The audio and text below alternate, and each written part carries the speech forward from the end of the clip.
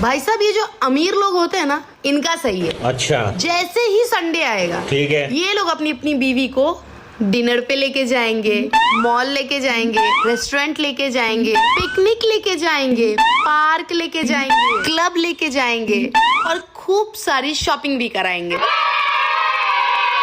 और फिर आते हैं हम मिडिल क्लास वाले। हमारे पति संडे के दिन बाल कटाने जाएंगे, गाड़ी की सर्विसिंग कराने जाएंगे, मिक्सी ठीक कराएंगे, घर का चूल्हा ठीक कराएंगे, मोटर खराब हो गया वो ठीक कराएंगे, पंखा ठीक कराएंगे, कूलर ठीक कराएंगे, एसी ठीक कराएंगे। भाई साहब आज तक इस आदमी ने फील नहीं होने दिया है कि आज संडे है, आज हम मस्ती करेंगे ना। उसके बाद ये लोग बोलेंगे कि तुम दिन भर चिड़चिड़ चिड़चिड़ क्यों करती हो।